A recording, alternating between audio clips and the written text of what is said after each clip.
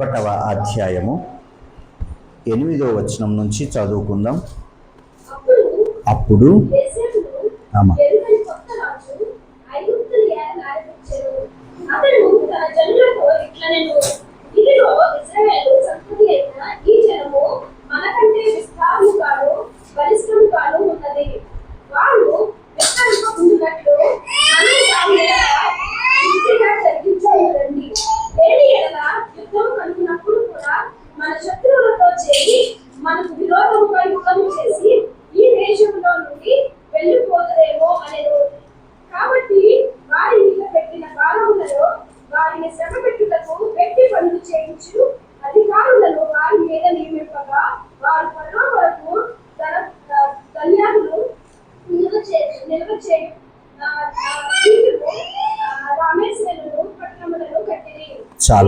చాల్మా ఇక్కడ జరుగుతున్న సందర్భం ఏంటంటే, వీళ్ళు ఇజ్రాయేలీలు ఎక్కడున్నారంటే ఇప్పుడు ఐగుప్తు ప్రాంతంలో ఉన్నారు. ఐగుప్తు ప్రాంతంలో ఏ పరిస్థితిలో ఉన్నారంటే బానిసలుగా ఉన్నారు. బానిసలు అంటే మనకు అర్థం అవ్వాలంటే, నేను గ్రూప్లో ఒక ఇమేజ్ పోస్ట్ చేశాను, చూసారా? ఆ ఇమేజ్ చూస్తూ వింటే మనం కొద్దిగా నీట్గా అర్థమవుతుంది. మొట్టమొదటి ప్లేస్లో ఎవరున్నారు? పైన ఫరో ఉన్నాడు. ఫరో ఎలాంటి మనస్తత్వం కలిగిన వ్యక్తి అంటే, తనను తాను దేవుడు అనుకునే వ్యక్తి. నాకెవరు దేవుళ్ళు లేరు, నాకు నేనే దేవుణ్ణి, నేనే మీకు కూడా దేవుణ్ణి. ఈయన అధికారం కిందనే అంతా జరుగుతుంటుంది. ఐగుప్తు దేశం అంతా ఇతని అధికారం కింద జరుగుతుంది. ఇతని కింద ఎవరుంటారు? సెకండ్ పొజిషన్లో ఎవరున్నారు? యాజకులు, రాజ కుటుంబీకులు ఉన్నారు, పూజారులు, ఉన్నత వర్గం కలిగిన వ్యక్తులు. వీళ్ళు ఎవరంటే రాజు కింద సపోర్ట్ ఉండే వ్యక్తులు. వీళ్ళు ఏం చేస్తారంటే, రాజుకు సపోర్ట్ చేసేటువంటి చిన్న చిన్న దేవతలు ఉంటారు. రాజ్యాన్ని కాపాడే చిన్న చిన్న దేవతలు ఉంటే ఆ చిన్న చిన్న దేవతలకు వీళ్ళు పూజారులుగా పనిచేస్తూ ఉంటారు. ఎవరు? సెకండ్ పొజిషన్లో ఉన్న వాళ్ళు. నెక్స్ట్ థర్డ్ పొజిషన్లో ఎవరున్నారు? అధికారులు, లేఖకులు, సైనికులు, సైనిక నాయకులు. వీళ్ళు ఎవరున్నారు? థర్డ్ పొజిషన్లో ఉన్నారు. వీళ్ళు ఏం చేస్తారంటే, అధికారులు కిందున్న వాళ్ళను పరిపాలించే విభాగంలో ఉండే వ్యక్తులు. ఆ తర్వాత సిఏ, చార్టర్డ్ అకౌంట్, అవన్నీ మొత్తం ఇన్ఫర్మేషన్ రాసుకునే పొజిషన్లో ఉంటారు వీళ్ళు. తర్వాత 4వ పొజిషన్లో చూస్తే వృత్తిదారులు, వ్యాపారులు, అంటే చేతి పనులు చేసుకునే వ్యక్తులు. వాళ్ళు 4th పొజిషన్లో ఉన్నారు. 5th పొజిషన్లో ఎవరున్నారు? రైతులు ఉన్నారు, వ్యవసాయం చేసే వ్యక్తులు. వీళ్ళు తర్వాత 6th పొజిషన్లో ఎవరున్నారంటే బానిసలు, బలవంతపు శ్రామికులు. వీళ్ళు 6th పొజిషన్లో ఉన్నారు. ఇప్పుడు మన ఇజ్రాయేలీలు ఐగుప్తు దేశంలో ఎక్కడున్నారంటే 6th పొజిషన్లో ఉన్నారు. ఈ 6th పొజిషన్లో ఉండి వీళ్ళు ఏం చేస్తున్నారంటే, పైనున్న వాళ్ళందరికీ సేవ చేస్తూ బ్రతకాలి. ఇదే వారి జీవితం. ఉదాహరణకు బానిసలు రైతులు చెప్పిన పనులు చేయాల్సిందే, ఈ బానిసలు వ్యాపారులు చెప్పినా చేయాల్సిందే, ఈ బానిసలు అధికారులు చెప్పినా చేయాల్సిందే, ఈ బానిసలు యాజకులు పైనున్నటువంటి వ్యక్తులు చెప్పినా చేయాల్సిందే, ఈ బానిసలు ఎవరు? పైనున్నటువంటి ఫరో చెప్పినా చేయాల్సిందే. అల్టిమేట్గా ఒక్క మాటలో చెప్పాలంటే వీళ్ళ జీవితం వీళ్ళది కాదు, భూమి మీద నిత్య నరకం. అలాంటి పరిస్థితుల్లో వీళ్ళు బ్రతుకుతూ ఉన్నారు. ఎవరు వీళ్ళు అంటే దేవుని ప్రజలు. అంతకు మునుపు అబ్రహాము సంతానం ఏదైతే ఉందో ఆ సంతానమే ఇది. ఈ అబ్రహాము సంతానం ఏం జరుగుతుందంటే 24 గంటలు బానిస బ్రతుకుతున్నారు. పొద్దున్న లేచినాల నుంచి ఏం చేయాలి? ఇటుకలు చేయాలి. ఎందుకు? 2 పట్టణాలు వాళ్ళు కడుతున్నారు. ఏ పట్టణాలు అంటే పీతోము, రామశేసు అను 2 పట్టణాలు కడుతున్నారు. ఆ పట్టణాలకు కావలసినటువంటి ఇటుకలను వీళ్ళు తయారు చేయాలి. వీళ్ళతో తయారు చేయిస్తూ ఉన్నారు. ఈ విధంగా తయారు చేయించే విధానంలో వీళ్ళు ఎట్టి చాకిరి అంటే, ఫర్ ఎగ్జాంపుల్ మనకు ఉద్యోగాలు ఉన్నాయి, జాబ్ చేస్తాం, చేసిన తర్వాత నెలకంటూ జీతం ఇస్తారు కదా, ఆ జీతం మనకి ఇవ్వకపోతే, శాలరీ ఇవ్వకపోతే, సరే ప్రతి మంత్ శాలరీ వచ్చేది, నెక్స్ట్ మంత్ శాలరీ, ఇప్పుడు ఈ మంత్ శాలరీ క్రెడిట్ అవ్వకపోతే ఏం చేస్తాం? అప్పుడు మనం అప్పు చేస్తాం, కరెక్టే. అధికారులతో ఎలా ప్రవర్తిస్తాం? ఇన్నాళ్ళు నెల రోజులు మీ దగ్గర పనిచేసాం కదా, మీరు మాకు శాలరీ ఇవ్వకపోతే ఎలా, మేము ఎలా బ్రతకాలి అని అడుగుతాం. సరే, డ్యూటీ మనకి ఎన్ని గంటలు? 8 అవర్స్, 3 షిఫ్ట్స్.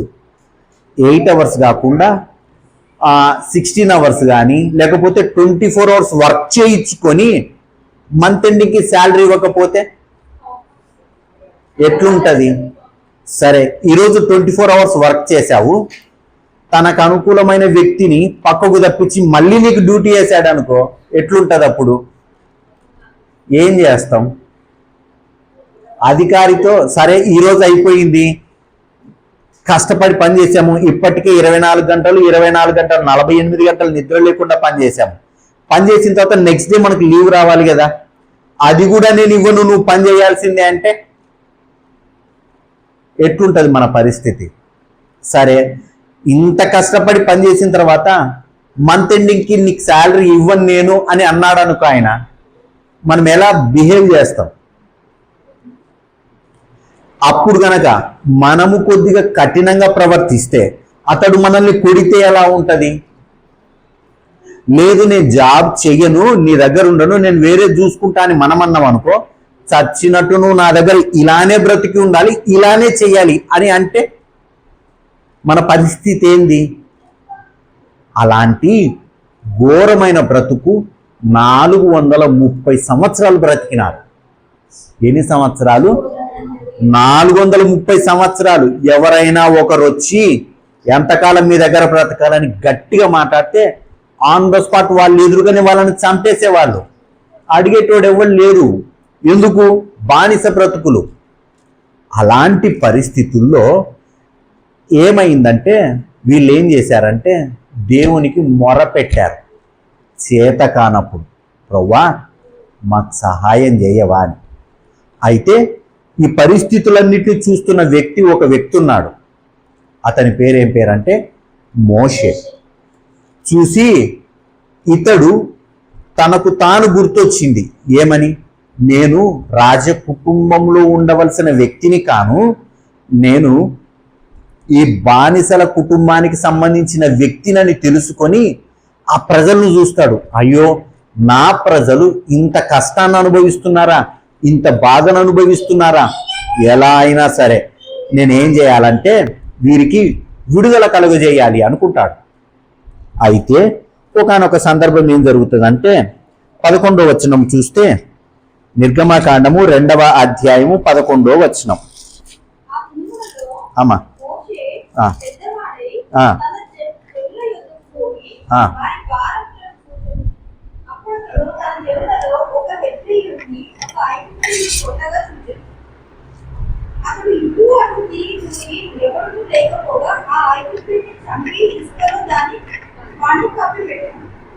మరునాడు అతడు బయట నడిచి వెళ్తుండగా హెబ్రీయులైన మనుషులు ఇద్దరు పోట్లాడుతున్నారు.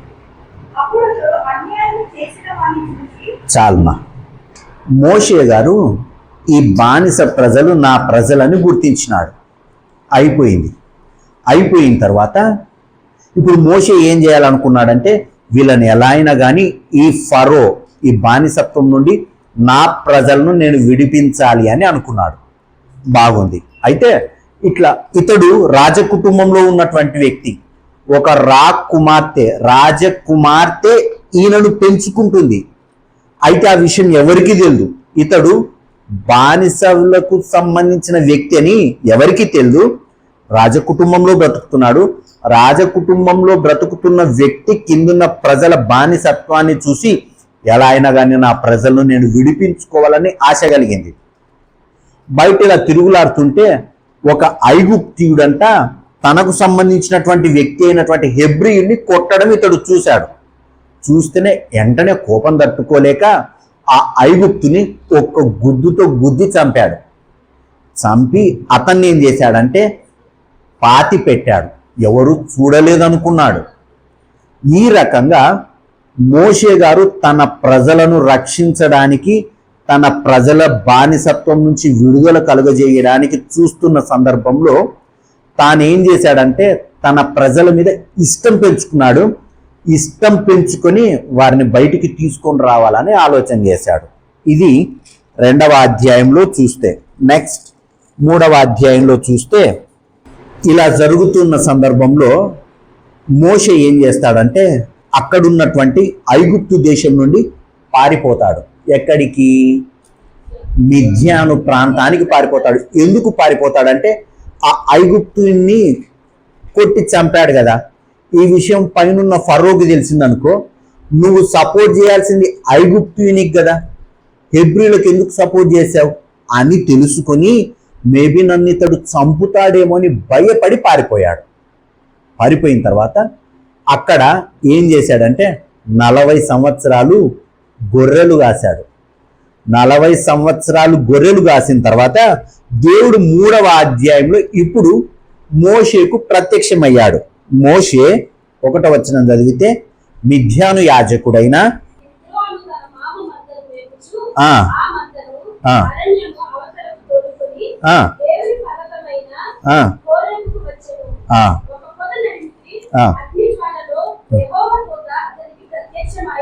అమ్మా అమ్మా 7వ వచనమ్మా, మరియు ఇట్లా నేను చూచి తిని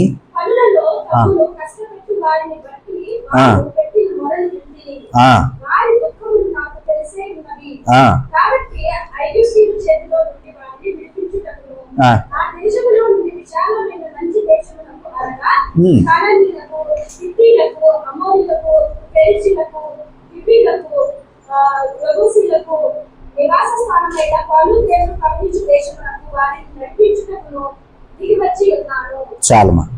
దేవుడు ఆ మిద్యాను ప్రాంతంలో మోషేకు ప్రత్యక్షమయ్యాడు. మోషే, నువ్వు ఒక పని చేయాలి. ఏం చేయాలంటే నువ్వు మళ్ళీ ఐగుప్తుకి వెళ్ళు. ఐగుప్తులో నా ప్రజలు ఉన్నారు కదా, వాళ్ళు పడుతున్న బాధను నేను చూశాను, వాళ్ళ ఇబ్బందులను నేను చూశాను. వాళ్ళు నాకు మొరపెడుతున్నారు, ప్రవ్వా మా చేత కావడం లేదు ఈ బ్రతుకు, మమ్మల్ని విడిపించవా అని అడుగుతున్నారు. నువ్వు వెళ్ళు. ఎక్కడి నుండి? మిద్యాను నుండి ఐగుప్తుకి వెళ్ళాలి. ఐగుప్తుకి వెళ్తే అక్కడ తన ప్రజలు ఉన్నారు, వాళ్ళని విడిపించుకొని తీసుకొని రావాలి. మోషే అంటాడు, నాకెందుకు ప్రభువా, నేను ఆ ప్రాంతంలో ఒకరిని కొట్టి చంపి వచ్చాను, ఆ ఇన్ఫర్మేషన్ ఎక్కడ ఫరోకు లీక్ అవుతుందని చెప్పేసి పారిపోయి ఇక్కడికి వచ్చాను. ఇప్పుడు మళ్ళీ నువ్వు వాళ్ళ దగ్గరికి వెళ్ళు అంటున్నావు. వెళ్తే ఇప్పుడు ఫరో మళ్ళీ నన్ను చంపుతాడు కదా, నేను వెళ్ళను, వేరే వాళ్ళని ఎవరన్నా ఉంటే సెలెక్ట్ చేసుకోకూడదా అంటాడు. అంటే అప్పుడు దేవుడు అంటాడు, లేదు లేదు, నేను నీకు తోడై ఉంటాను, నీ పక్షాన నువ్వు ఒక్క అడుగు ముందెయ్యి, నేను నీ ముందుండి నీకు ఎవరెవరైతే ఆటంకంగా ఉంటారో వాటన్నిటిని నేను లయపరుస్తా అని దేవుడు చెప్పి తీసుకొని వస్తాడు. అప్పుడు మోషే ఎంటర్ అవుతాడు. దేవుడు అతనికి తోడై ఉండి ప్రజల్ని ఏం చేస్తారంటే బయటికి తీసుకొని వస్తారు. ఇందులో మనం 3 విషయాలు గమనించాము. ఒకటోది ఏంటంటే వీళ్ళు అక్కడ శ్రమ పడుతున్నారు. ఒకటి ఐగుప్తీయుల కింద ఉన్నటువంటి శ్రమ. రెండవది మోషే తన సొంత ఆలోచనతో ప్రజలను విడిపించాలనుకున్నాడు. మూడవది దేవుడు వారి పక్షాన యుద్ధం చేసి వారిని విడిపించాడు. ఇవే గనక మన ఆత్మీయ జీవితానికి అప్లై చేస్తే నిర్గమాకాండంలో ఏదైతే మనకు కనబడుతున్న ఐగుప్తు ప్రాంతం ఏదైతే ఉందో అది మన జీవితంలో కూడా పాపానికి సాదృశ్యంగా ఉంది. మనము కూడా ఒకానొక కాలంలో, ఇప్పుడంటే యేసు ప్రభుల వారిని నమ్మి పరిశుద్ధంగా బ్రతుకుతూ ఉన్నాం. కానీ ఒకానొక కాలంలో మనము కూడా బానిసలం. ఎవరికి బానిసలము? పాపానికి బానిసలము. ఎవరికి బానిసలం అంటే ఈ లోకానికి బానిసలం. ఎవరికి బానిసలం అంటే ఒక్క మాట చెప్పాలంటే అపవాదికి మనము బానిసలము. ఎఫెసీలకు రాసినటువంటి పత్రిక 2వ అధ్యాయం 1వ వచనం చదువుదాం. మనము అపరాధముల చేత పాపముల చేత మీరు చచ్చిన వారై ఉండగా మనము చచ్చిన వారమై ఉండగా ఆయన మనల్ని క్రీస్తుతో కూడా బ్రతికించెను. దేవునికి స్తోత్రం, మహిమ కలుగును గాక. నెక్స్ట్ వచనమ్మ. మీరు వాటిని చేయొచ్చు మీరు వాటిని చేయొచ్చు వాయుమండల సంబంధమైన వాయుమండల సంబంధి అధిపతిని అయినటువంటి అధిపతిని అనగా అమ్మా అవిధేయులైన వారిని అమ్మా ఇప్పుడు ప్రేరేపించు శక్తికి ఆ. అధిపతిని అనుసరించి అమ్మా ఈ ప్రపంచ ధర్మము చొప్పున ఆ. ముందుకు నడుచుకోండి. చాల్మా. ఇంతక మునుపంట మనము బ్యాప్టిజం తీసుకున్నక మునుపు ఎవరి ఆధీనంలో ఉన్నామంటే వాయుమండల సంబంధమైనటువంటి అధికారి యొక్క అధికారంలో ఉంటూ ఆయనకు సంబంధించిన పనులు చేసేవారమై ఉన్నాం. అంటే ఒక మాటలో చెప్పాలంటే మనము పాపము చేసేవారమై ఉన్నాం. పాపములో పుట్టి పెరిగి పాపంలో ఉన్న మనల్ని ఇప్పుడు ఫరో యొక్క హైరార్కీ చూస్తే చివర్లో ఉన్నమే అది ఎంత కఠినమైన పరిస్థితో మనకు తెలియదు. కానీ పాపంలో ఉన్నప్పుడు కూడా మన పరిస్థితి అలాంటిదే. అలాంటి సమయంలో నీ కొరకు నా కొరకు యేసు ప్రభుల వారు కలవరిశిలో రక్తం కాచి ప్రాణం పెట్టి నిన్ను నన్ను ఏం చేశాడంటే కొన్నాడు. ఎప్పుడు కొన్నాడు? రోమీలకు రాసినటువంటి పత్రిక 10వ అధ్యాయము 9-10 వచనాలు చదువుదాం. ఆ యేసు ప్రభువని ఆ. ఈ నోటితో ఒప్పుకొని దేవుణ్ణి యేసు ప్రభుల వారిని ప్రభువని నోటితో ఒప్పుకొని దేవుడు మృతులలో దేవుడు మృతులలో నుండి నుండి ఆయనను లేపెనని లేపనని నీ హృదయమందు విశ్వసించి మన హృదయమందు విశ్వసించిన ఎడల నీవు రక్షింపబడుదువు. దేవునికి స్తోత్రం, మహిమ కలుగును గాక. మనము రక్షింపబడతాం. ఎవరి నుండి? అపవాది నుండి రక్షింపబడతాం.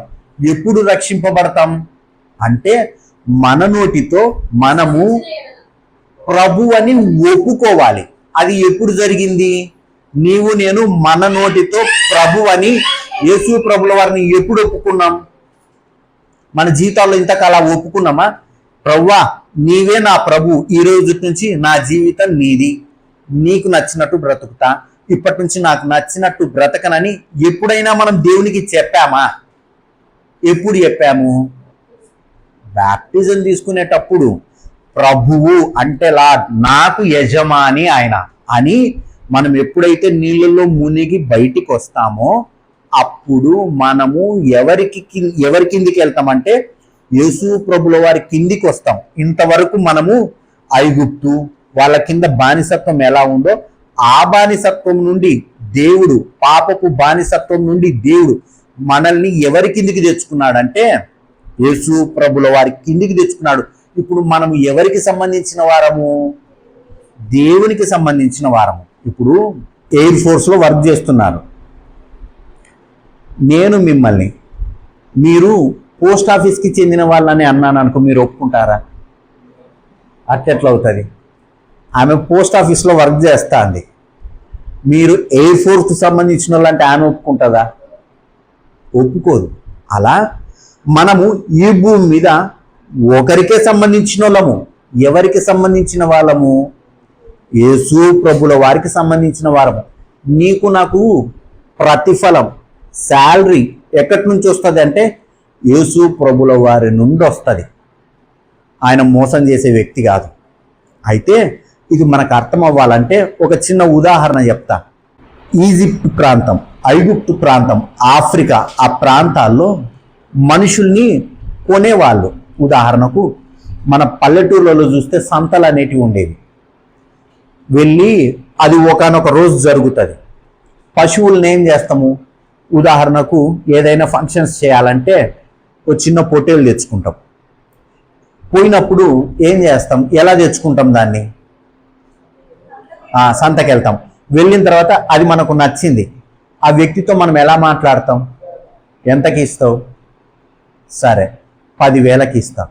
10,000 ఎక్కడ అవుతుంది? ఇది 8,000 చేసుకో, లేదు ఇద్దరి మధ్యన 9,000 అని మాట్లాడుకొని, సరే బాగుందా బాలేదా అన్నీ చూసుకుంటాం. చూసుకున్న తర్వాత ఆ 9,000 10,000 ఆ మనిషికి ఇస్తే ఈ పొట్టేలు ఇప్పుడు ఎవరిది? మనదేనా? ఒక గంట ముందు ఎవరిది? అమ్మే వ్యక్తిది. ఆ గంట ముందు అతని దగ్గర ఉన్నప్పుడు నువ్వు వచ్చి దాన్ని కాలు పట్టుకొని గుంజినా, మెడలో తాడు గుంజినా, లేకపోతే వెనక పట్టుకొని చూసినా, ముందు పట్టుకొని చూసినా, ఆ మనిషి ఏమంటాడు? పక్కకు జరగయ్యా అది ఇది అని అంటాడు. అదే 9,000 అతనికి 10,000 అతనికి ఇచ్చిన తర్వాత ఆ మనిషి ఏమైనా అంటాడా? మనం పక్కకు జరుగు అంటాము. ఆయన ఏదైనా పట్టుకొని చూడడానికి వెళ్తే నీది కాదు కదా అని అంటామా అనమా? అలా ఆకారంలో అంట ఐగుప్తు, ఈజిప్టు ప్రాంతం, ఆఫ్రికా ప్రాంతంలో మనుషుల్ని ఇలా పశువుల బేరానికి ఏ విధంగా పెట్టేవాళ్ళు ఆ విధంగా మనుషుల్ని అమ్మేవాళ్ళట. ఎంత? 10,000 20,000. సరే 10,000 ఇచ్చి ఈ మనిషిని ఇంటికి తీసుకొని వెళ్తాడు అంతే. ఇంటికి తీసుకెళ్ళి తన ఇష్టం, ఇప్పుడు పొట్టేలు తెచ్చుకున్నాం, ఒక గొర్రె పిల్ల తెచ్చుకున్నాం, దాన్ని 5 నెలలన్నా పెంచుకో, సంవత్సరమైనా పెంచుకో, అది ఎవరి ఇష్టము? ఆ యజమానుని ఇష్టం. లేదనుకో దాన్ని అతడు వేరే వాళ్ళకి అమ్ముకోవచ్చా? అమ్ముకోవచ్చు. లేదనుకో రేపు పొద్దున్నే ఫంక్షన్ అనుకో దాన్ని ఏం చేయొచ్చు కదా. అలా మనిషి అమ్మకం జరిగేది. ఒక ఆయన వచ్చాడంట, ఒక స్త్రీని ఇలానే 2 చేతులకు తాళ్ళు కట్టేసి అట్ట నిలబెడింటే ఒక ఆయన వైట్ అండ్ వైట్లో వచ్చేసి అడిగాడంట, ఈమె ఎంత అని. అంటే 10,000 20,000 అన్నారు. ఈ 20,000 ఆ పర్సన్ ఇస్తూ ఉంటే ఆమె, రే నువ్వు నన్ను ఎందుకు కొంటున్నావో నాకు తెలుసు, నాతో ఏ పనికి మాలిన పనులు చేయించుకుంటావో నాకు తెలుసు, ఎందుకురా నా జీవితం నాశనం చేస్తావు అని ఉమ్మిచ్చేదంట, తిట్టేదంట, అరిచేదంట. నువ్వు నన్ను కొనొద్దురా, నాకు ఈ జీవితమే బాగుంది, వద్దురా వదిలేయని అరిచేదంట. ఎందుకంటే వాళ్ళు ఇంటికి తీసుకొని వెళ్తే వాళ్ళు ఇష్టానుసారంగా వాళ్ళని వాడుకోవచ్చు, ఎవరు అడిగేటోళ్ళు లేరు. ఇప్పుడు నువ్వు పొట్టేలు తెచ్చుకున్నావు అనుకో, నీకు ఇష్టమైతే ఇంట్లో కట్టేసుకుంటావు, లేదంటే బయట కట్టేస్తావు. పొట్టేలు అడుగుతుందా? ఎందుకురా నన్ను చెట్టు కింద కట్టావని అడగదు, ఎందుకురా లోపల కట్టేసావని అడగదు. అడిగే హక్కు దానికి లేదు, కొన్నాడు కాబట్టి. అలా ఈ మనిషి ఆమెను కొన్నాడు అనుకో, ఆమెకు అడిగే హక్కు ఉండదు కదా. అలా అరుస్తూ ఉంటే ఇతడు పైసలు ఇచ్చి చేతులకు కట్టబడిన కట్లతోనే అట్టే తీసుకొని వచ్చాడంట. తీసుకొని వచ్చిన తర్వాత ఏం చేశాడంటే బయటికి తీసుకొని వచ్చి చేతులకు కట్లు విప్పి, నీ ఇష్టం నువ్వు వెళ్ళమ్మా అన్నాడు. ఇప్పుడు ఈమె బయట అలాంటి బానిస బ్రతుకుతున్న సమాజంలో ఈమె బ్రతకడం మేల, కొని కూడా నీ దారి నీ ఇష్టం వచ్చినట్టు వెళ్ళు అని చెప్పబడిన వ్యక్తి దగ్గర ఉండడం మేల, ఆ వ్యక్తి దగ్గర ఉండడం వేరు. సేమ్ ఇదే రకంగా యేసు ప్రభుల వారు నిన్ను నన్ను కొన్నాడు. యేసు ప్రభుల వారు ఐగుప్తు ఏదైతే చూసామో చెర, ఐగుప్తులో పాపంలో బ్రతుకుతున్న వ్యక్తులు ఎవరైతే ఉన్నారో వాళ్ళు చివరిన అట్టడుగు స్థాయిలో పైనున్న వ్యక్తులందరికీ బానిసత్వం చేస్తూ 24 గంటలు బ్రతుకుతూ దమ్మిడి లాభం లేకుండా నా బ్రతుకంతా ఇదే అనుకొని బ్రతుకుతున్న కాలంలో యేసు ప్రభుల వారు వచ్చి నిస్వార్థంగా ₹1 మనతో లాభం ఉందని గుర్తెరగక, మనము పాపులమై ఉండగానే, మనము బలహీనులమై ఉండగానే తన రక్తమిచ్చి మనల్ని కొన్నాడు. ఇప్పుడు మనం ఎవరి సొత్తు? దేవుని సొత్తు. కొన్నాడు. నువ్వైనా నేనైనా ఆయనకేమైనా ఇచ్చామా? ఏమి ఇచ్చాము? పైసలు ఇచ్చామా? సరేలే, నీకు నాకు ఈ జీవితాన్ని ఇచ్చిన ఆయన నీ కొరకు నా కొరకు కలవరిలో రక్తం కాచి ప్రాణం పెట్టి మనకు మన జీవితాన్ని ఇస్తే మనం ఎవరి సొత్తు? ఇప్పుడు మనము ఆయన మనల్ని కొన్నాడు. ఇప్పుడు మనం ఎవరి సొత్తు? మనం ఆయన సొత్తు. ఆయనకు మన పైన అధికారం ఉంది. మనము ఎయిర్ ఫోర్స్కు సంబంధించిన వాళ్ళం కాదు, మనము ఒక పోస్ట్ ఆఫీస్కు సంబంధించిన వాళ్ళం కాదు, మనము మన భర్తలకు భార్యలము కాము. ఈ లోక విధుల్లో ఉన్నప్పటికీ మనమంతా ఆయన సొత్తు. ఎప్పుడైతే నువ్వు నేను యేసు ప్రభుల వారి రక్తంలో కడగబడ్డామో, ప్రభువా రోమిలకు రాసినటువంటి పత్రిక 10వ అధ్యాయము 9-10 వచనాల ప్రకారము నీవు నా ప్రభు అని ఒప్పుకున్నప్పుడు ఆయన ఏం చేశాడంటే నిన్ను నన్ను ఆ పైసలు చెల్లించి తన రక్తాన్ని చెల్లించి నిన్ను నన్ను తెచ్చిపెట్టుకున్నాడు. తెచ్చిపెట్టుకున్న వ్యక్తి నువ్వు నా కింద బానిస బ్రతకాలి, నేను ఎట్లా చెప్తే అట్లా బ్రతకాలి అని చెప్పలే, ఇడిచిపెట్టాడు. నీకు ఇష్టమైతే నా దగ్గర బ్రతుకు, నీకు నేను నచ్చితే నా దగ్గర బ్రతుకు, లేదు నేను నచ్చలేదనుకో నీ ఇష్టం వచ్చినట్టు బ్రతుకు అని అన్నాడు. ద్వితీయోపదేశకాండం 30వ అధ్యాయం 19వ వచనం చదువుదాం.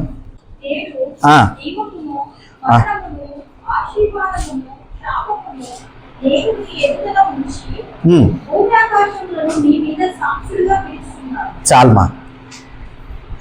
ఈ ద్వితీయోపదేశకాండం చివరికి వచ్చేసరికి మొత్తం చెప్పేశాడు దేవుడు.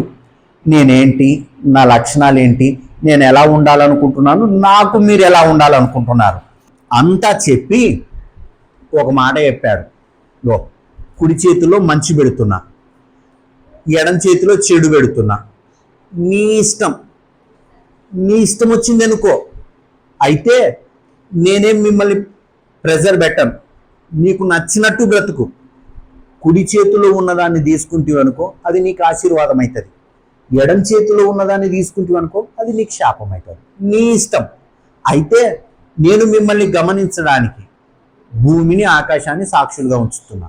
ఎందుకు? వాళ్ళని ఎందుకు సాక్షులుగా పెట్టాడు అంటే కిందున్న మనుషుల మీద దేవునికి నమ్మకం లేదు. అట్లా ఉదాహరణకు ఇప్పుడు మీలో ఒకరు నాకు నచ్చారనుకో, మీరు తప్పు చేసినా ఏం కాదు అనేటువంటి మనసు నాలో పుడుతుంది, అది సహజం ఎవరికైనా. లేదనుకో, నాకు ఇంత బిర్యానీ పెట్టారో లేకపోతే చాక్లెట్ ఇచ్చారో లేకపోతే ఇంకోటి ఏదైనా ఇచ్చారనుకో, నేనేం చేస్తా అంటే తప్పును కూడా మంచి చేసి చెప్పగలను, నాకు ఏమి చేయకపోతే చెడును కూడా మంచిని కూడా చెడు చేసి చెప్పగలను. అలాంటి మనుషుల మీద నమ్మకం లేక భూమి ఆకాశములను సాక్షిగా ఉంచాడు.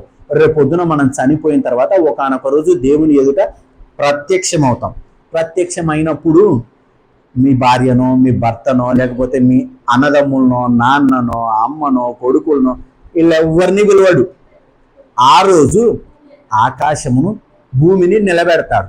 ఆకాశమా మనోని క్యారెక్టర్ ఏంటి, మా నాన్న క్యారెక్టర్ ఏంటి అని అడిగితే అప్పుడు ఆకాశం ఎక్స్ప్లెయిన్ చేస్తుంది, ప్రభువా ఇది కథ.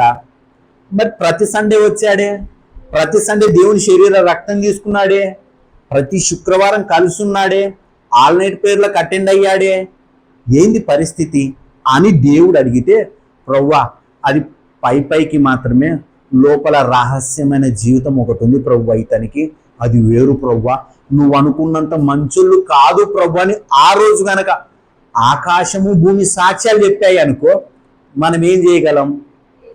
సరేలే ఒక చాక్లెట్ ఇచ్చి ఏం కాదు మేనేజ్ చేద్దామనడానికి వీలు పడదు కదా, అవి తినవు కదా, తీసుకోవు కదా, ఏం చేయాలి? కాబట్టి ఈ రోజు నుంచే మనుషుల్ని మేనేజ్ చేయడానికి కాకుండా హృదయపూర్వకంగా మన దేవునికి నచ్చినట్టు బ్రతకడానికి ప్రయత్నిద్దాం. ఒకానొక రోజు ఖచ్చితంగా మనము చేసిన పనికి ప్రతిఫలంగా దేవుని ఎదుట నిలబడతాం. నాది ఎవరు కాదనలేరు. సరే నాది హై ర్యాంక్ అండి, నా ఉద్యోగంలో ఉన్నతమైన స్థితి అయినా కూడా ఆయన దగ్గర తల దించుకొని నిలబడాల్సిందే. వాళ్ళే నిలబడినప్పుడు మనమెంత? కాబట్టి ఇక్కడ నీవు నేను దేవుని సొత్తు. నీ మీద నా మీద ఎప్పుడైతే మనము యేసు ప్రభుల వారిని మన రక్షకునిగా అంగీకరిస్తామో మన మీద ఒక ముద్ర వేస్తారు గవర్నమెంట్. మామూలుగా మన పల్లెటూర్లలో పశువుల పైన లోన్ తీసుకుంటారు. లోన్ తీసుకున్న పశువులకు ఏం చేస్తారు వాళ్ళు? చెవుకు ఒకటి అది ట్యాగ్ వేస్తారు. ట్యాగ్ వేస్తే అది లోన్లో తీసుకున్న పశువు అని, లేకపోతే ఆ పశువు మీద లోన్ ఉందని అర్థం. అలా నీ పైన నా పైన ఒక ముద్ర ఉంది, నీవు నేను దేవుని బిడ్డనని. మనం ఎవరము? దేవుని సొత్తు. ఈ దేవుని సొత్తులో నీ పైన నా పైన ఏ ఒక్క అధికారి లేడు. ఈ దేవుని సొత్తులో ఒక్కరు కూడా అధికారులు లేరు. మనకున్నటువంటి ఏకైక అధికారి మన దేవుడు అన్న చెప్తూ, దేవుడు ఒక్కొక్కరిని ఒక్కొక్క రీతిలో ఏర్పరచుకుంటాడు, ఒక్కొక్కరిని ఒక్కొక్క రీతిగా వాడుకుంటాడు. అయితే దేవుడు ఒక్కొక్కరిని ఒక్కొక్క ప్రణాళిక కలిగి ఏర్పరచుకుంటాడు. మనం ఏం చేస్తామంటే మనుషుల్ని కాపీ కొడతాం. నేను అతనిలా ఉండాలి, నేను వాళ్ళలా ఉండాలి అని అనుకుంటాం. అది పెద్ద తప్పు అని అన్న చెప్పాడు. అది 100% వాస్తవం. మోషేను దేవుడు పిలిచాడు. మోషే రాజకుమారుడు, 40 సంవత్సరాలు. మోషే 40 సంవత్సరాలు పశువులు కాశాడు. మోషే 40 సంవత్సరాలు ప్రజలను నడిపించాడు. మొత్తం 120 సంవత్సరాలు. అయితే ఇప్పుడు మోషేని పిలిచాడు కదా దేవుడు, నన్ను కూడా అలానే పిలవాలనుకుంటే మనకి 80 సంవత్సరాలు ఎక్కడ ఉంటాయి? మధ్యలోనే వెళ్ళిపోతాం కదా. దావీదు ఉన్నాడు. దావీదు గొర్రెలు కాసుకునే వ్యక్తి. అతన్ని రాజుగా దేవుడు చేసుకొని సింహాసనం ఎక్కించాడు. దేవుడు నన్ను కూడా అలా పిలుచుకుంటాడు అని ఒకవేళ మనం అనుకుంటే మనం గొర్రెలు కాయలేదే. ఆమోసు అనే వ్యక్తిని దేవుడు పిలిచాడు. అతడు పశువుల కాపరి. అందరినీ దేవుడు ఒకలా ఎన్నుకోలేదు. పేతురు గారు ఉన్నారు, వాళ్ళట చేపలు పట్టేవారు. అపోస్తలుడైన పౌలున్నాడు, ఆయన సకల శాస్త్ర ప్రావీణ్యుడు. దేనిలో? ధర్మశాస్త్రమునందు. అయినప్పటికీ దేవుడు ఎన్నుకున్నాడు. చేపలు పట్టేటోళ్ళను దేవుడు ఎన్నుకున్నాడు. అలా ఎవరిని ఏ రకంగానైనా ఎన్నుకోవచ్చు. ఒక్కొక్కరికి ఒక్కొక్క తలాంతునిచ్చి దేవుడు వాడుకుంటాడు. ఉదాహరణకు అన్న కీబోర్డ్ ప్లే చేస్తాడు. ఒకానొక కాలంలో నేను కీబోర్డ్ నేర్చుకోవడానికి వెళ్ళాను, ఒక 20 days క్లాస్. అంటే అక్కడికి పోయిన 15 days వరకు నాకు ఏళ్ళు ఎట్లా పెట్టాలని అర్థం కాలే. వాళ్ళు చెప్పేవి ఏం అర్థమైతే లేవు. ఊరికొస్తే కదరా ఏదో ఊహించుకొని ఆ టీవీలోను దాళ్ళల్లో దీనిలలో చూసి మనకి ఇది రూట్ సెట్ అవ్వదులే అనుకొని మానుకున్నాం. అది నాకు సెట్ అవ్వదు. పాటలు పాడే వాళ్ళు ఉన్నారు, దేవుడు మంచి స్వరాలు ఇచ్చినాడు. ఇప్పుడు మీరు ఏదో పాడుతున్నారు, అన్న నన్ను ఈడ పెట్టిపోయాడు అని చెప్పి నేను మైక్ పట్టుకొని పాడడానికి ఇక్కడికి వచ్చాను అనుకో, మీరెవరు ఇక్కడ ఉండరు. ఎందుకు? అది నాకు ఇచ్చిన తలాంతు కాదు. దేవుడు ఒక్కొక్కరికి ఒక్కొక్క తలాంతు ఇస్తాడు. సంఘంలో ఒక్కొక్కరిని ఒక్కొక్కలా వాడుకుంటాడు. అంతే తప్ప ఉన్నా కదా అన్నీ నేనే చేస్తా అంటే కుదరని పని. అలా ప్రతి ఒక్కరికి ఒక్కొక్క తలాంతు ఇచ్చింటాడు. ఎవరికి కూడా ఇవ్వకుండా అయితే ఉండడు దేవుడు. అయితే ఇప్పుడు ఇక్కడ చెప్పే మాట ఏంటంటే ఆ తలాంతు ద్వారా దేవునికి మనం ఎంత ఉపయోగపడుతున్నాం అన్నది ముఖ్యం. అది మనం యూజ్ చేసుకోవాలి. దాని ద్వారా దేవుని మహిమపరిచే వ్యక్తులుగా మనం ఉండాలి. రైట్? ఇది మొదటి మాట అనుకుంటే, రెండో విషయంలో చూస్తే ఏం చేశాడు ఈయన? మోషే ఆ వ్యక్తిని చంపాడు. చంపి తన బలము చేత, తనకున్న కోపము చేత, తన జ్ఞానము చేత వీళ్ళను తీసుకొని వెళ్దాం అనుకున్నాడు. ఈ దేశం నుంచి దాటిద్దాం అనుకున్నాడు. మనం బ్యాప్టిజం తీసుకున్న తర్వాత చాలాసార్లు మళ్ళీ బలహీనతల్లో పడిపోతున్నామా లేదా? పడిపోతున్నాం. కారణం ఏమి? ఎందుకు అయ్యి ఉండొచ్చు? యోసేపు ఉన్నాడు. యోసేపు ఏం చేశాడంటే, వాళ్ళ నాన్న యాకోబు ఉన్నాడు, మా నాన్నను తీసుకొని రండి అంటాడు. వాళ్ళు అక్కడి నుండి ఎక్కడికి రావాలి? ఇప్పుడు ఐగుప్తుకు రావాలి. ఏ ప్రాంతం నుండి? కనాను ప్రాంతం నుండి. ఆ ప్రాంతం నుండి ఐగుప్తు ప్రాంతానికి రావడానికి ఆరుతూ పాటు 2-3 రోజుల్లో యువతలకు వచ్చేసినారు, ఒక వారంలో యువతలకు వచ్చినారు. మళ్ళీ వీళ్ళెందుకు 40 సంవత్సరాలు అయింది అవతలకి వెళ్ళడానికి? 40 సంవత్సరాలు ఎందుకు పట్టింది? దేవుడే కావాలని చుట్టూ దారియగు ఆ ప్రాంతంలో నేను తీసుకెళ్ళాను అంటాడు కదా. ఇక్కడ ఏం చేయాలంటే ఆ పాపం నుండి విడిపింపబడ్డారు ఎవరు? ఇజ్రాయేలీలు కానీ మనము కానీ. విడిపింపబడిన వాళ్ళు 40 సంవత్సరాలు ఏం చేయాలి? దేవుని పైన ఆధారపడాలి. ఇప్పుడు అరణ్య ప్రాంతానికి వెళ్తారు. వెళ్ళిన తర్వాత అక్కడ వాళ్ళకు నీళ్లు కావాలి. నీళ్లు అరణ్యంలో ఎక్కడ దొరుకుతాయి? ఇంతకుముందు పోయిన రూట వెంటనే బైక్ వేసుకొని వెళ్ళి ఒక బాటిల్ పట్టుకొని రావడానికి సెట్ అవ్వదు కదా. సర్లే ముందే వెళ్ళిన రూట్ అబ్బా అక్కడ బోర్ ఉందని ఒక బిందె తీసుకొని వెళ్ళి నీళ్లు నించుకొని రావడానికి తెలియని రూట్ కదా. సరే, ఆహారం ఆకలి అయ్యింది. అన్నం ఆకలి అయితే ఏం చేయాలి? వెంటనే ఆర్డర్ పెట్టుకోవడానికి లేదు కదా, దొరకవు కదా. ఇప్పుడు ఏం చేయాలి మనము? ప్రవ్వా సహాయం చేయి ప్రవ్వా, ఆకలి అవుతుందని అడగాలి. దేవుడు అన్నం పెడతాడు. ప్రవ్వా అన్నం తిన్న తర్వాత దప్పిక అవుతుంది ప్రవ్వా అంటే నీళ్ళు ఇస్తాడు. అలా ఆత్మీయ జీవితంలో కానీ అరణ్య ప్రయాణంలో కానీ ప్రతి విషయంలో దేవుని పైన ఆధారపడాలి. అలా కాకుండా మనం ఏం చేస్తామంటే మన పైన నేను పాపాన్ని జయించాలి, ఇప్పటి నుంచి దీన్ని ఎదుర్కొంటాను, దీన్ని లేకుండా చేసుకుంటాను నేను అని కష్టపడి ఏం చేస్తామంటే గట్టిగా నిలబడి పాపం చేయకూడదన్న ఆలోచనలో ఉంటాం. ఆ ఆలోచనలోనే పాపం చేస్తాం. 40 సంవత్సరాలు వాళ్ళు దేవుని పైన ఆధారపడినట్టు ఈ ఆత్మీయ ప్రయాణంలో 100% నేను, నువ్వు, మనము పాపం చేయకుండా బ్రతకాలి అంటే ప్రతి దినం దేవుని పైన ఆధారపడాలి. నా శరీరము వాటిపైన లాగుతుంది, నా నేత్రాశను చంపుకోలేకపోతున్నా, జీవపు డంబాన్ని చంపుకోలేకపోతున్నా, ఈ లోక ఆశలను చంపుకోలేకపోతున్నా. ప్రభువా నాకు సహాయం చేయవా అని గనక మనము దేవుణ్ణి అడిగితే అప్పుడు దేవుడు అటువంటి సిచ్యువేషన్స్ నుంచి మనల్ని తప్పిస్తాడు, వాటిని జయించే శక్తిని ఇస్తాడు. అలా కాకుండా దేవుని పైన నేను ఆధారపడకుండా నా ఆత్మీయ జీవితాన్ని నేను కట్టుకోగలను అని అనుకోవడం ఆ పాపానికి ఇంకా ఎక్కువ మనం పెట్రోల్ పోసినట్టు అవుతుంది.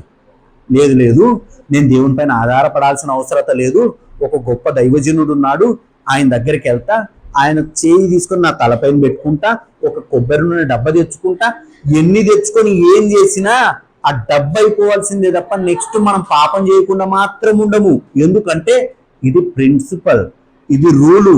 నువ్వు నేను చచ్చినట్టు చచ్చేంత వరకు ఆ ప్రయాణంలో, ఈ ప్రయాణంలో ప్రతి దినము దేవుని పైన ఆధారపడుతూ ప్రవ్వా సహాయం చేయి, నేను ఈరోజు పాపం చేయకూడదు అనుకుంటున్నా, నాలో చిన్న చిన్న బలహీనతలు ఉన్నాయి, వీటన్నిటిని మళ్ళీ నేను తిరిగి చేయకూడదు అనుకుంటున్నా, సహాయం చేయవా అని అడిగితే 100% మళ్ళీ మనం ఆ పాపంలో కాలు పెట్టకుండా దేవుడు పక్కకు తీసుకొని వెళ్ళడానికి సమర్థుడు. మోషే ఏం చేశాడంటే తన స్వశక్తితో, తనకున్న సొంత జ్ఞానముతో, సొంత బలముతో, తనకున్న కోపముతో అక్కడున్న వ్యక్తిని చంపి నా ప్రజలందరినీ బయటికి తీసుకొని వెళ్ళాలి అనుకున్నాడు. అది కాని పని. భయము ఆవరించింది. అయ్యో చచ్చిపోతాననే భయం పట్టుకొని దేశాన్ని వదిలిపెట్టి పారిపోవాల్సి వచ్చింది. పారిపోయాడు. పారిపోయిన తర్వాత మిద్యాను ప్రాంతంలో దేవుడు ప్రత్యక్షమయ్యాడు. దేవుడు ప్రత్యక్షమై ఇప్పుడు రా మోషే అని పిలిచాడు. వచ్చిన తర్వాత దేవుడు ఏం చేశాడు? అదే కొన్ని లక్షల ప్రజలను బయటికి తీసుకొని వెళ్ళాడు. దాదాపు 20 లక్షల మందినట. ఆ జంతువులు కావచ్చు, మనుషులు, మగవాళ్ళు, అందరూ, పిల్లలు, అందరినీ కలిపి అంతమందిని ఒక్కడు బయటికి తీసుకొని వెళ్ళాడు. అంతకు మునుపు తన స్వశక్తి పైన ఆధారపడ్డాడు, ఫెయిల్ అయ్యాడు. కానీ దేవుని పైన ఆధారపడ్డాడు. ప్రతి సమయంలో ఫరో అనే వ్యక్తి, ఆ మనిషి ఏమంటాడంటే 5వ అధ్యాయం 1వ వచనం చదవండి. నిర్గమకాండం 5వ అధ్యాయం 1-2 వచనాలు.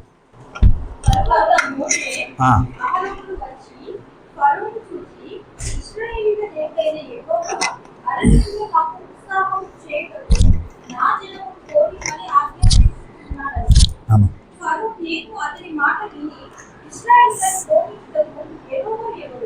చాలు. ఈ ఫరో అన్న మాట ఏంటంటే, ఇజ్రాయేలీలను పంపడానికి యెహోవా ఎవడు, ఎంత మాట అది, దేవుణ్ణి ఎవడిడు అని అంటున్నాడు ఈయన. అలాంటి ఫరో చేతనే వీళ్ళు బయటికి పంపబడి 10 అద్భుతాలు వాళ్ళ మధ్యన చేయబడి, ఫరో నా చేత కాదు మీతో పోరాటం, మీరు వెళ్ళిపోండి, మీరున్నంత నాకు ఇబ్బంది బాధ అనే స్టేజ్కి దేవుడు తీసుకొని వచ్చాడు. అది దేవుని పైన ఆధారపడితే. సరే, పాపంలో నుంచి విడిపింపబడ్డాము, ఆత్మీయ జీవితంలో పాపం చేయకుండా ఉండాలి అంటే దేవుని పైన ఆధారపడాలని తెలుసుకున్నాము. మన ఆలోచనలు ఏ విధంగా ఉండాలి అంటే, రోమీలకు రాసినటువంటి పత్రిక 12వ అధ్యాయము 1వ వచనం. కాబట్టి అమ్మా, సహోదరులారా, సహోదరులారా, పరిశుద్ధమును దేవునికి అనుకూలమైన అమ్మా సజీవ యాగంగా ఆ, ఈ శరీరమును ఆ, ఆయనకు సమర్పించుకొనని ఆ, దేవుని వాత్సల్యమును బట్టి ఆ, మిమ్మును బతిమాలుకొనుచున్నాము. ఆ, ఈ సేవ ఆ. మీకు ఉత్తమైనది. చాల్మా. ఏంటంట, మన శరీరాలను దేవునికి సజీవ యాగముగా అర్పించుకోవాలంట. లేవియ కాండంలో 5 బలులు ఉన్నాయి. మొదటిదేది దహన బలి, సమాధాన బలి, 3వది నైవేద్య బలి, 4వది పాప పరిహారార్థ బలి, అపరాధ పరిహారార్థ బలి 5వది. 5 బలులు ఉన్నాయి. ఈ 5 బలుల్ని కలిపి ఒక మాటలో పౌలు గారు చెప్పారు, ఏంటి, మీ శరీరాలను సజీవ యాగముగా దేవునికి అప్పగించుకోండి. ఈ 5 బలులు పాత నిబంధన గ్రంథంలో ఎలాంటివో మన దేహాలను పాపం లేకుండా దేవునికి అప్పగించుకోవడం అలాంటిది. ఉదాహరణకు దహన బలి ఎలా ఇస్తారు అంటే, ఒక పొట్టేళ్ళు తీసుకొని రావాలి. ఎక్కడికి తీసుకొని రావాలి? ప్రత్యక్షపు గుడారపు ద్వారం యొద్దకు తేవాలి. అక్కడికి వచ్చిన తర్వాత యాజకుడు ఏం చేయాలి? దాని తలపైన చేయబెట్టాలి. ఆ పొట్టేళ్ళను తీసుకొచ్చిన వ్యక్తి చేయబెట్టాలి. తీసుకొచ్చిన తర్వాత ఆ పొట్టేళ్ళని ఏం చేయాలి? తల నరకాలి. నరికిన తర్వాత దాని చర్మాన్ని ఊడదీయాలి. ఊడదీసిన తర్వాత పొట్టేలు మాంసాన్ని వేరు చేయాలి. వేరు చేసిన తర్వాత బలిపీఠం మీద పెట్టాలి.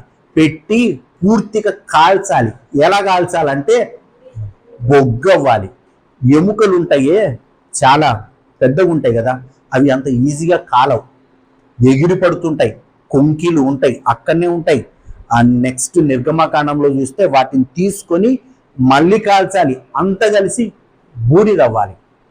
నువ్వు నేను మనము ఎప్పుడైతే ప్రభు అయిన యేసుక్రీస్తుల వారిని నా రక్షకుడని ఒప్పుకున్నాము, నీవే నాకు ప్రభు అని ఒప్పుకున్నామో, అప్పుడు మనం ఇది అవ్వాలి. అప్పుడు ఇలా అవ్వాలి అన్నది ఇక్కడ ఉన్నటువంటి దేవుని ఉద్దేశం. ఇంకా మనలో పచ్చి పచ్చిగా లేకపోతే ఇంకా ముక్కలు మిగిలి ఉండకూడదు. ఇలా మిగిలి ఉన్న జీవితము దేవునికి యోగ్యమైంది కాదు.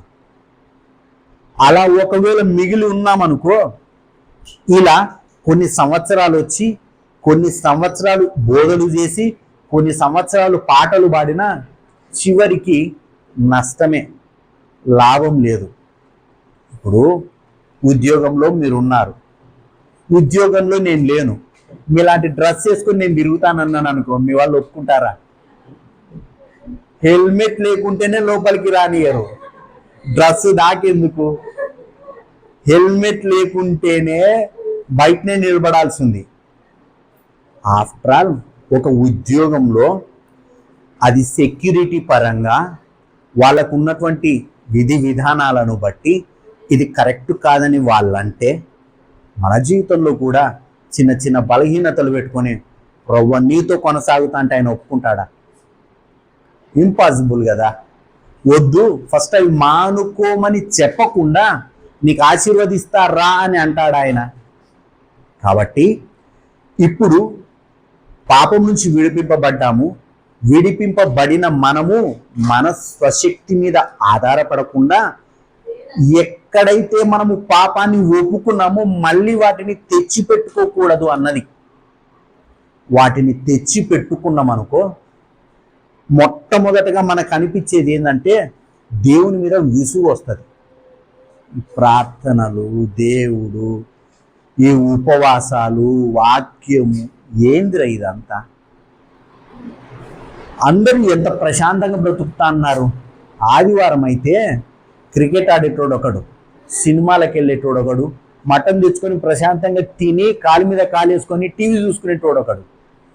ఏంది ఇది? పొద్దున్నే లేచి పరుగున ఉరుక్కుంటూ వచ్చి గంటలు గంటలు ఇక్కడ కూర్చొని ఏ అన్నటువంటి విసుగు ఎవరికి వస్తుందంటే, పచ్చి ఉంటుంది చూడండి, పాపాన్ని సరిగా ఒప్పుకోకుండా దేవునితో సంబంధం లేని వ్యక్తులకు విసుగు వస్తుంది దేవుడు అంటే. దేవుని పైన పరిపూర్ణంగా ఈ జీవితం నువ్విచ్చింది, నా జీవితంలో ఉన్న పాపాన్ని తీసేసింది మీరే. ఈ రోజు నుంచి ఆ కాలంలో నేను వారికి బానిసను, ఈరోజు నేను నీకు బానిసను ప్రభువా అని దేవుని యొక్క ఒప్పుకున్న వ్యక్తులకు అది గొప్ప అనిపిస్తుంది. ఆమెను బయటికి తీసుకొని వచ్చారు. తీసుకొచ్చినప్పుడు ఆమె ఏమంటది? అయ్యగారి గురించి ఎవరైనా వచ్చి, అమ్మ మీ అయ్యగారి గురించి సాక్ష్యం చెప్పు అంటే ఆమె ఏమంటది అప్పుడు? అయ్యా విడిపించాడు, కరెక్టు, నన్ను ఇంట్లో వెట్టి చాకరికి వాడుకోవడం లేదు. విడిపించాడు, నాకు స్వేచ్ఛనిచ్చాడు, విడిపించాడు, తాను నన్ను తన బిడ్డలా చూసుకుంటున్నాడు అని చెప్తుందా? చెప్పదా? ఒకవేళ విడిపించినా కూడా తృప్తి లేదనుకో, ఆ కట్టేసిన జీవితమే బాగుందనుకో, ఇప్పుడు ఆయన అధికారి గురించి చెప్పంటే ఊకొచ్చి పన్నయ్యడ లాభం లేని బ్రతుకు, ఈ బతుకు చేతులు కట్టేసింది, చక్కగా నిలబడింటి ఎంత బాగుండి బతుకు, అనవసరంగా వచ్చిన అన్నటువంటి విసుగు ఆమె కలుగుతుంది. మనకు కూడా ఒకవేళ దేవుడు అంటే విసుగు, దేవుని మీద భక్తి లేకపోవడము, వాక్యం చదవాలంటే ఏం చదువుతావు పోబ్బా, రేపు చదువుతలే, సాయంత్రం చదువుతలే, ప్రార్థనకు మోకరించాలంటే మనసు రాకపోవడము, ఇలాంటి చిన్న చిన్న లక్షణాలు ఏవైతే మన ఆత్మీయ జీవితంలో మనకు కనబడుతూ ఉంటాయి. అలాంటప్పుడు అర్థం ఏంటంటే ఇంకా దేవునితో మనకున్నటువంటి సత్సంబంధం లేకపోవడం. ఎందుకంటే దేవుడు మనల్ని ఏ దృష్టితో చూస్తున్నాడో ఒక్కసారి అర్థమైతే ఖచ్చితంగా మనం ప్రార్థన చేసుకోవడానికి, వాక్యం చదువుకోవడానికి ఇవన్నీ విసుగు అనిపించవు. ఉదాహరణకు బాబున్నాడు, బాబు పుట్టిన వెంటనే మంచి డ్రెస్సెస్ తీసుకుంటాం. సెలెక్షన్ ఎవరు చేశారు? వాళ్ళ నాన్న చేశాడు. వాళ్ళ నాన్న ఆ అబ్బాయికి డ్రెస్సులు తీసుకున్నప్పుడు ఆ అబ్బాయికి ఇష్టమైనవి తీసుకున్నాడా, తండ్రికి నచ్చి తీసుకున్నాడా? తండ్రికి నచ్చి తీసుకున్నాడు. తండ్రికి ఏమని నచ్చింది? నాకు నచ్చిందని కాదు, ఇది నా బిడ్డకు బాగుంటుందని తీసుకున్నాడు. అంతేనా కాదా? రెండోది, రేపొద్దున కొద్దిగా పెద్దగా అయిన తర్వాత స్కూల్లో జాయిన్ చేయిస్తాం. స్కూల్లో జాయిన్ చేయించినప్పుడు ఫీజు కడతాం. బాబు వచ్చి, డాడీ నాకు స్లేట్ కొనియ్యి, స్లేట్ పెన్సిల్ కొనియ్యి, బ్యాగ్ కొనియ్యి, బాటిల్ కొని అని మనల్ని అడుగుతాడా? అడగక మునుపే ఆడ ఫీజు కట్టిన వాళ్ళము వెంటనే పక్కనే మళ్ళీ పైసలు కట్టి వానికి బ్యాగు, స్కూల్ డ్రెస్ అన్ని మనమే తీసుకొని వస్తాం. భూమి మీద వానికి ఏమేం కావాలనో, ఎలాంటి తిండి తింటాడు, ఏ టయానికి లేస్తాడు, లేచిన వెంటనే ఏం సిద్ధపరచుకోవాలి, ఏం తింటాడు, ఎప్పుడు లేస్తాడు, లేచిన తర్వాత వీని మూడు ఎట్లుంటుంది అన్నీ గుర్తిస్తామే మనము. ఆఫ్టర్ ఆల్ పాపంలో పుట్టి పాపంలో పెరిగిన మనకే మన బిడ్డల పట్ల ఇంత ఆలోచన ఉంటే భూమి ఆకాశంలోను సృజించిన సృష్టికర్త అయిన దేవునికి ఇంకెంత ఆలోచన మన మీద ఉండి మనల్ని, పాపంలో ఉన్న మనల్ని తన బిడ్డలుగా చేసుకుని ఉండాలి. పుట్టి పెంచిన పిల్లోడు కొన్ని రోజుల తర్వాత, నువ్వు నాకు నాన్నవే కాదు, ఇన్ని రోజులు నన్ను సరిగా పెంచలేదని ఆ బిడ్డ అన్నాడు అనుకో, తండ్రి గుండె ఏమవుతుంది? ఎంత బాధపడతాడు కదా? అదొక్కసారి ఆలోచిస్తే ఈరోజు నువ్వు నేను ప్రార్థన చేసుకోకుండా, దేవుని సన్నిధికి రాకుండా, వాక్యం చదవకుండా బ్రతుకుతూ ఉంటే ఆ దేవుని గుండె కూడా అంతే బాధపడుతుంటుంది, అంతే ఏడుస్తూ ఉంటుంది. నా బిడ్డ కదా, నేను పెంచుకున్నా, నా స్వరక్తం ఇచ్చి కొన్నా, నా చేతులతో చేసుకున్న నా బిడ్డ నా దగ్గర రాక ఎప్పుడు సెల్ ఫోన్ పట్టుకొని తిరుగుతా అన్నాడే. దానితో గంట గడిపినోడు నాతో 5 నిమిషాలన్నా గడపలేడా, ఆ 5 నిమిషాలు కూడా నేను గుర్తురానా అన్న విషయము దేవునికి ఒకవేళ అర్థమవుతూ ఉంటే ఎంత బాధపడుతుంటాడు దేవుడు. ఆ బాధకు మనం ఒకవేళ కారణమవుతున్నామేమో. ఎప్పుడు మనము దేవుణ్ణి బాధ పెడతామంటే మన జీవితంలో దేవుని యొక్క విలువ తెలియనప్పుడు, ఆయన నిన్ను నన్ను రక్షించుకున్న విధానం తెలియనప్పుడు ఏం చేస్తామంటే ఆయనను బాధ పెడతాము. అందుకని మనమందరం నాతో కలిపి ఏం చేద్దామంటే ఈ రోజు నుంచి ఓ చిన్న మాట దేవునికి చెప్తాం. రవ్వా, నాలో చిన్న చిన్న బలహీనతలు ఉన్నాయి, అది నీకు తెలుసు, నాకు తెలుసు, రైట్? ఈ రోజు నుంచి నేను మానుకుంటా, ప్లీజ్ నాకు సహాయం చేయను ఒక్క మాట దేవుణ్ణి అడిగి చూద్దాం. పరిశుద్ధాత్మ దేవుడు మన పక్కన వచ్చి కూర్చుంటాడు. వచ్చి మన చేతులు బట్టి వద్దు లే, పొద్దున్నే లే, 4 గంటలకు లే, 5 గంటలకు లే అని లేపి మనల్ని ప్రార్థనలో ఉంచేలా చేస్తాడు. ఎప్పుడు? మనల్ని మనం ఆయనకు అప్పచెప్పుకున్నప్పుడు. అప్పచెప్పుకున్నప్పుడు ఏమవుతుందంటే మనకు నచ్చినట్టు బ్రతుకుతూ ఏం చేస్తామంటే ఫరో ఆధీనంలోనే ఉంటాం. దేవుని పేరు మనది, మనము దేవుని పిల్లలము, కానీ మనకు మాత్రం హెడ్ ఫరో అయ్యి ఉంటాడు.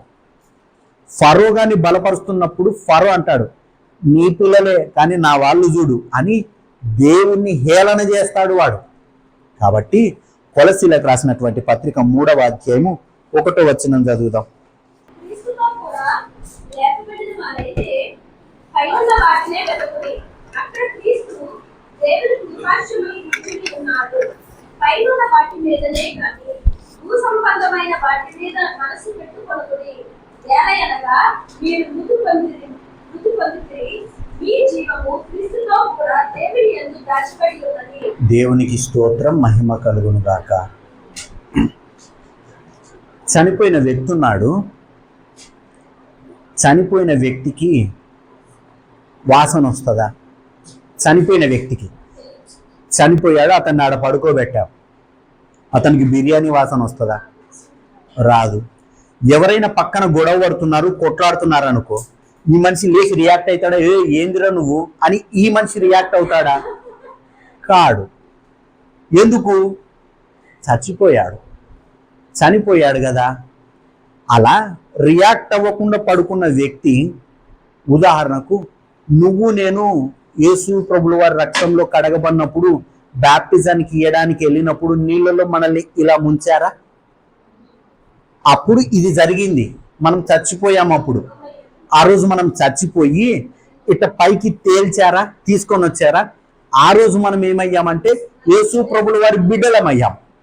అంతకు మునుపు ఫరో సామ్రాజ్యంలో ఉన్న మనము ఇప్పుడు ఏమయ్యామంటే యేసు ప్రభుల వారి పిల్లలమయ్యాం. యేసు ప్రభుల వారి పిల్లలమయ్యిన తర్వాత యేసు ప్రభుల వారు కొలసీలకు రాసినటువంటి పత్రిక 3వ అధ్యాయం 1 నుండి 3 వచనాలు ఏమంటున్నాడంటే మీరు క్రీస్తుతో కూడా లేపబడిన వారైతే పైనున్న వాటిని ఎతకండి, ఈ భూమి మీద ఉన్న వాటిపైన ఆశ పెట్టుకోకండి అని దేవుడు చెప్తున్నాడు. మన ఆలోచనలన్నీ ఎల్లకాలం మనం ఏం చేయాలంటే దేవుని రాజ్యానికి ఏ విధంగా వెళ్తామో ఆ వాటిపైన ఆలోచన పెట్టుకుంటూ భూమి మీద బ్రతకాలి. అట్టని భూమి మీద ఏం సంపాదించుకోకండి. ఇల్లొద్దు, పొలమొద్దు, స్థలమొద్దు, అవొద్దు, ఇవొద్దు, ఏం లేకుండా ఇస్త్రీ బట్టలు కూడా లేకుండా బతకండి అని కాదు దేవుడు చెప్పింది. కొంతమంది ఏం చేస్తారంటే మేము పైన వాటిని వెదికేటోళ్ళమండి, మాకు ఐరన్ కూడా లేదండి, అదండి ఇదండి అని అలా తీసుకొని భూమి మీద బ్రతికేటోళ్ళు ఉన్నారు. అలా చెప్పడం లేదు. భూమి మీద బ్రతకండి కానీ మీ ఆశ మొత్తము అక్కడ పెట్టుకోండి. ఈ భూమి మీద ఏదో సంపాదించుకోవాలి, పేరు సంపాదించుకోవాలి, మిద్దెలు మేడలు కట్టుకోవాలి, కోటలు కట్టుకోవాలి అని కాకుండా పిల్లలకు పెట్టండి, మంచిగా చూసుకోండి, కానీ మీ ఆలోచన మొత్తము దేవుని రాజ్యం పైన ఉంచండి అని చెబుతూ ఈ భూమి మీద ఆ ఆలోచనతో మీరు బ్రతికినప్పుడు ఏం చేయగలమంటే ఆయన రాజ్యానికి మనం సిద్ధపడగలము, మనము ఇతరులను సిద్ధపరచగలం. చివరిగా నేను ఒక మాట చెప్పి ముగిస్తాను. దేవుని పిల్లలమా మనం? దేవుని పిల్లలము. మన ఫ్రెండ్స్ చాలా మంది ఉన్నారు, సహోదరులు ఉన్నారు, బంధువులు ఉన్నారు. యేసు ప్రభువును నమ్మని వాళ్ళు ఉన్నారా లేరా? ప్రభువు నమ్మిన మనము పరిశుద్ధంగా బ్రతకక దేవుని గురించి 4 మాటలు వాళ్ళకు చెప్పకపోతే ఎవరు చెప్తారు? యేసు ప్రభుల వారి గురించి వాళ్ళకి చెప్పేటోళ్ళు ఎవరు? వారిని పాపం నుండి బయటికి తీసుకొచ్చేటోళ్ళు ఎవరు? క్రైస్తవులము, ఆయన పిల్లలమైన మనమే చెప్పకపోతే అన్యజనుడు వచ్చి చెప్తాడా? చెప్పడు. మరి ఆ దేవుణ్ణి, వాళ్ళను దేవునికి మనము తన పిల్లలుగా చేయాలంటే మనకంటూ బాధ్యత ఉందా లేదా? బాధ్యత ఉన్నప్పుడు మనం అలా ప్రవర్తించకపోతే,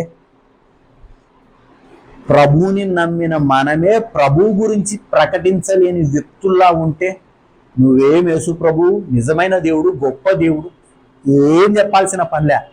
ఈ భూమి మీద పరిశుద్ధంగా బ్రతికి చూపెట్టు చాలు.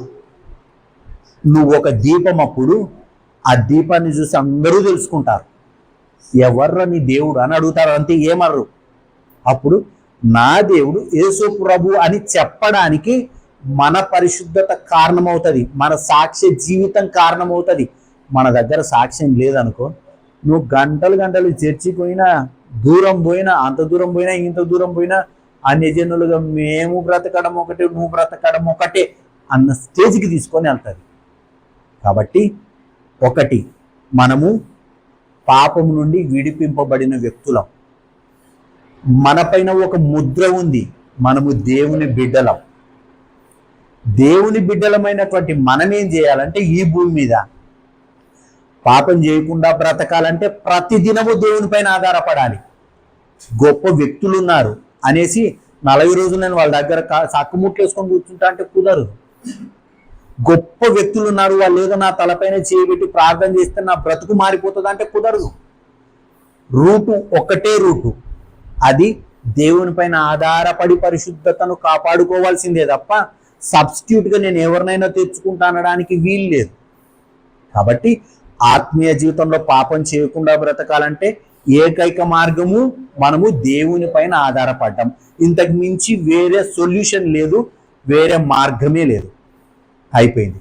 మూడోది ఏంటి?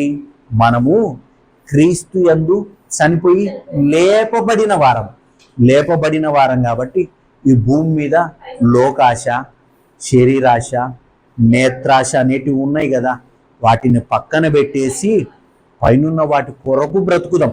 పైన ఏమున్నాయి? పైన ఏమున్నాయని తెలియాలంటే మనం ఈరోజు బైబిల్ చదవాలి. బైబిల్ చదవకపోతే మనకేం అర్థం కాదు. పైన ఏమున్నాయో తెలియవు. ఒకవేళ ఒక వ్యక్తి చెబితే నేను వింటాను, ఆడేమున్నాయో తెలుసుకుంటానని నువ్వు అనుకున్నావు అనుకో, ఈరోజు నేను ఏం చెప్పానంటే నాది స్వార్థపు మైండు, లేకపోతే నేను మీతో లాభం సంపాదించుకోవాలన్న ఉద్దేశంతో ఉన్నా, నాకంటూ ఒక ఆలోచన ఉంది, అదే ఇంప్లిమెంట్ చేస్తా. ఆ ఆలోచనలో మీరు ప్రయాణం చేశారనుకో, చివరికి మీరేమవుతారంటే నష్టపోతారు. కాబట్టి మనుషులను ఆధారం చేసుకొనక మన దేవుని పైన ఆధారపడదాం. చాలామంది వస్తారు, దేవుడు నాకు దర్శనం ఇచ్చాడు, కళ ఇచ్చాడు, అవి ఇచ్చాడు, ఇవి ఇచ్చాడు, అదంట ఇదంట, నీ జీవితం అదంట ఇదంట, అవంట ఇవంట అని చెప్పినప్పుడు ఒకసారి పరిశీలించండి, పరీక్షించండి. అది ఒకవేళ కొద్దిగా దూరానికి పోయిన తర్వాత కాదని తెలిసిందనుకో, వెనక్కి రాలేని పరిస్థితి, అటని ముందుకు వెళ్ళలేని పరిస్థితి. అప్పుడు కనుక దేవుని మనం అడిగామనుకో, ఏంది ప్రభువా చెప్పారు కదా వచ్చానంటే, అవును ఆ మనిషి చెప్పాడు, నేను చెప్పానా? నేను చెప్పానని నువ్వు ఒక్కసారైనా నన్ను అడిగావా, పరిశీలించావో, వాక్యంలో చూసుకున్నావా? నీ ఇష్టానుసారంగా ఆ మనిషి మాటను నమ్మి నువ్వు ముందుకు కదిలేవు. ఇప్పుడు నేనేం చేస్తున్నాను దేవుడు అన్నాడు అనుకో, తీరా అది నరకానికి వెళ్ళే మార్గం అనుకో, ఏం చేస్తాం అప్పుడు? కాబట్టి ఈ ఆత్మీయ జీవితంలో, ఆత్మీయ ప్రయాణంలో దేవుని పైన ఆధారపడుతూ కదలాల్సిందే తప్ప ఇంకొకరిని ఆధారం చేసుకుంటా ఈ పరిశుద్ధ జీవితానికంటే కుదరదు. రైట్? మోకరిద్దాం, హృదయాలను పరిశీలన చేసుకుందాం.